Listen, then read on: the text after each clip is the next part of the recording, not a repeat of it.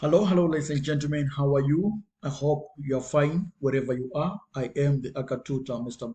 Jerry, and in this video series, we are going to do some debrief in relation to the mock exercise which we recently did. Okay, so without much ado, ladies and gentlemen, let's just get straight to the business of the day. Okay, we are going to start with one or two questions which were in section A of the mock paper. All right, on the screen, ladies and gentlemen, is a question. A sale and leaseback transaction involves the sale of an asset and the leasing back of the same asset. If the arrangement meets the International Financial Reporting Standard number 15, that is revenue from contracts with customers, criteria to be recognized as a sale, how should any profit on the sale be treated? A. Recognize whole amount of profit immediately in profit or loss. Is that the correct treatment, ladies and gentlemen? No. Defer profit and amortize over the lease term. That's not the treatment according to FR 16. Recognize proportion relating to right of use retained. Well, whilst this is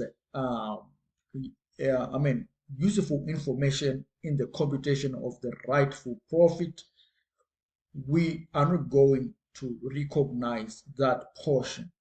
All right.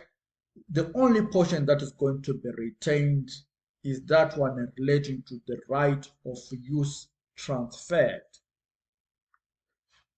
Okay, you see as we do some computations, I think there was also a question that wanted us to do some computations relating to this particular area. All right, so I've come up with some, notes which might be useful to you guys as you are preparing your ACCA financial reporting examination, which is coming next week. Okay, so you are preparing for that.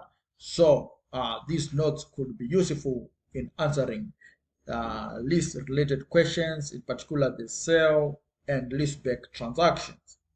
So in any given situation, if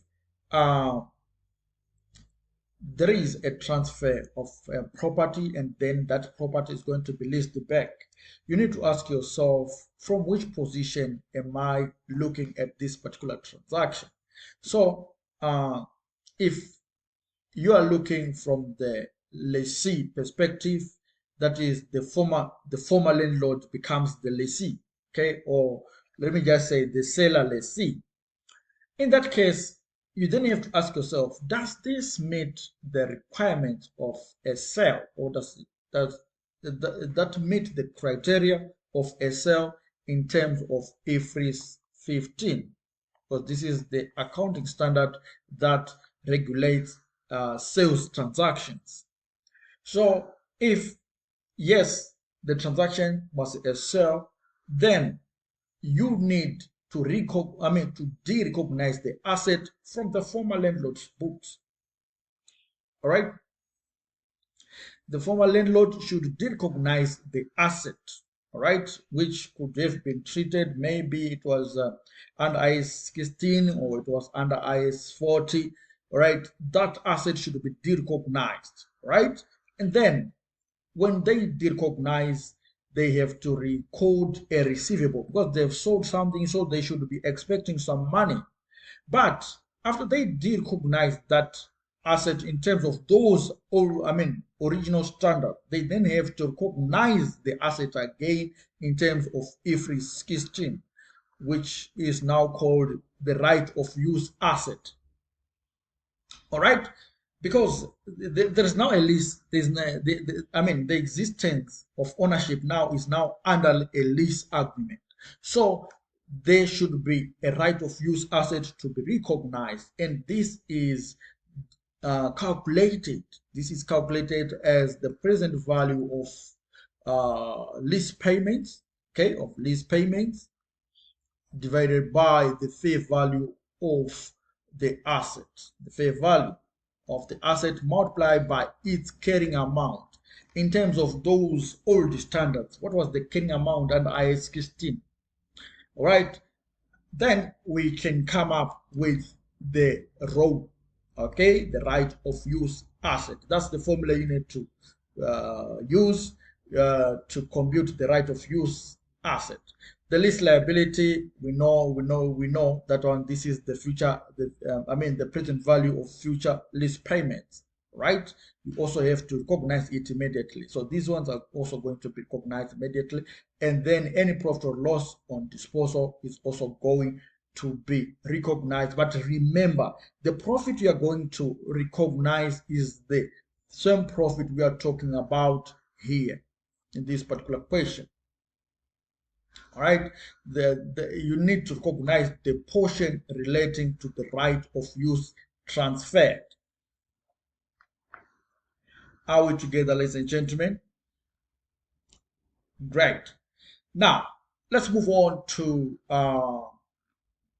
the transfer. If it is not a sale, please, ladies and gentlemen, you can just pause the video and go, because that's not part of what we were. Our objective. Our objective is to ensure that we give you feedback according to the questions which you asked. But like I've said, expect this in the examination because they are going to come. All right. So now, the buyer lessor, if somebody has then bought the asset but has leased it back, he has become the buyer, but at the same time he is now the owner of the property that is now being leased back. So we know the treatment, right? If it is 16, requires lessors to to decide whether to account for the property as a finance, to account for the transaction as a finance lease or an operating lease. All right. So this is why I say that if it is actually a sale, you then have to do what is called lessor accounting. All right, where you need to decide whether it's a finance or an operating lease. A finance lease normally is for a substantial period of time, and usually the lease term is in relation to the life of the asset. If it is an asset which has got a useful life of about 10 years, we expect this lease to be around 10 years or 9 years. Then in that case, we then suspect, we'll be comfortable to suspect that that was a finance lease, right? And shorter term leases or normal leases normally are operating leases, all right, in the eyes of the lessor. However, in the lessee, we account everything using the same standard. If it qualifies to be a lease, then we normally recognize the right of use asset and the lease liability there and there and do all the relevant accountings. All right. There's also extra information if it is not a sale, what you have to do, all those treatments and so forth. Ladies and gentlemen, please pause the video and do the necessary modalities here. Are we together? Good. Let's move on. Now, there is a particular scenario because I wanted to to ensure that you guys, when you meet the same issue in the examination, you're not going to be thrown overboard, okay? Because this sale and leaseback thing is usually a rich exam ground for ACCA financial reporting examination and as well the SBR. So always know how to compute these things. Otherwise, you're going to fail owing to these simple things. So there is a scenario, ladies and gentlemen, on the screen. Today is the 1st of April 2027. Carrying amount of the asset is equal to 800,000. Sale price is equal to 1.2 million. which is almost equivalent to the fair price, the fair value of the asset. And the asset is being leased back over a 5-year period, equivalent to its remaining useful life. The transaction constitutes a sale in accordance with IFRS 15. The present value of lease payments is equal to 480,000. The lease provided for 5 annual payments in arrears. This one should be a typo. It should be a typo somewhere.